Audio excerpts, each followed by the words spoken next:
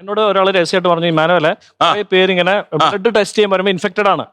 അപ്പോൾ അതുകൊണ്ട് ഇതിനെതിരെ എങ്ങനെയാണ് വേറൊരു സംവിധാനം കൊണ്ടുവരാന്ന് വെച്ചാൽ അത് എളുപ്പമല്ല. നമുക്ക് പലയിടത്തും നമ്മൾ ഇൻഫർമേഷൻ പാസ് ചെയ്യുന്നുണ്ട്. HIV തന്നെയാണ്. അത് ഞെട്ടിക്കുന്ന ഒരു കാര്യമാണ്. എറണാകുളത്ത് HIV ബാധിതരുടെ എണ്ണം വളരെ കൂടി. സാർ അതിനകത്ത് വേറൊരു കാര്യമുണ്ട്. ഇവരെ നമുക്ക് എങ്ങനെ ഇത് തിരിച്ചറിയാന്നുള്ള കാര്യങ്ങൾ അത്ര ഈസി അല്ല. അപ്പൊ ഞാനൊരു കാര്യം ചെയ്തെന്ന് വെച്ചാൽ നമുക്ക് ഈ പൾസ് നോക്കിയിട്ട് രോഗം പറഞ്ഞ ഡോക്ടറുണ്ട്, ഡോക്ടർ വിഷ്ണുമോഹൻ.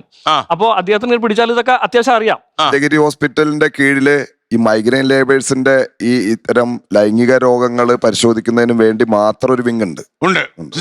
സാറേ 2025 നവംബർ 1 മുതൽ ഡിസംബർ 30 വരെയുള്ള പെരുമ്പാവൂർ താലൂക്ക് ഹോസ്പിറ്റലുമായി ബന്ധപ്പെട്ട് രാജഗിരി ഹോസ്പിറ്റലും LF ഹോസ്പിറ്റലും ഒക്കെ നടത്തിയ ഒരു പരിശോധനയിൽ ഏകദേശം 20 HIV ബാധിതരെ കണ്ടെത്തി.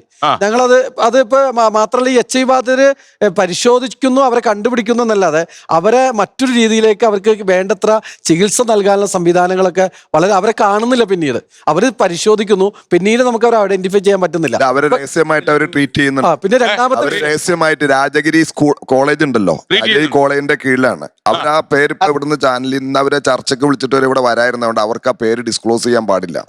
അവര് രഹസ്യമായിട്ട് അവരതിനെ ട്രീറ്റ് ചെയ്യുന്നുണ്ട്. ഞങ്ങൾ കഴിഞ്ഞ ദിവസം ലഹരിയുമായി ഒരാളെ പിടിച്ചിരുന്നു. അപ്പൊ അയാൾ HIV ബാധിതനായിരുന്നു. എന്റെ കയ്യിൽ ഒരുപാട് മരുന്ന്.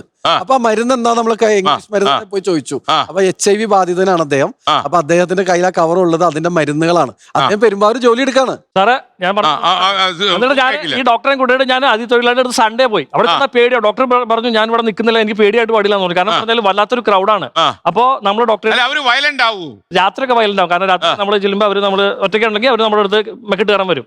അപ്പൊ ഞാൻ ഡോക്ടറെ ചെല്ലുന്നു. ഡോക്ടർ ഇങ്ങനെ പൾസ് പിടിച്ചിട്ട് പറഞ്ഞു ഇങ്ങനെ. അപ്പോഴത്തേക്ക് ഒരുപാട് ആൾ കൂടി തിക്കും തിരക്കുമായി. അപ്പൊ ഡോക്ടർ പേടിച്ചിട്ട് അവിടെ നിന്ന് മാറിപ്പോയി. അപ്പൊ ഡോക്ടർ എന്നോട് പേഴ്സണലി വിളിച്ചിട്ട് പറഞ്ഞു നമുക്കിത് ശരിക്കും പറഞ്ഞാൽ അറിയിക്കണം, ഇതിന്റെ അധികാരപ്പെട്ട ആളുകളെ അറിയിക്കണം. കാരണം പറഞ്ഞാൽ പലരും ഇൻഫെക്റ്റഡ് ആണ്.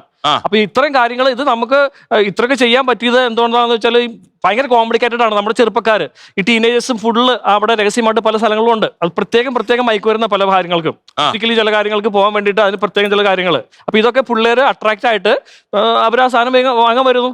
അപ്പൊ ഇത് ആൺ പെൺ വ്യത്യാസമില്ലാതെ ഒരുപാട് ആളുകളുടെ അടുത്തേക്ക് ഇത് ചെല്ലുക. അതിപ്പോ വലിയൊരു കോംപ്ലിക്കേറ്റഡ് ആണ്. നമ്മൾ ഇവരെ കൊണ്ട് കുഴപ്പമില്ല. കാര്യം 80% ആളുകൾക്കും ഈ പറഞ്ഞ പോലെ നമ്മൾ ബംഗാളികളെ 100% അനുകൂലിക്കുന്നുണ്ട്.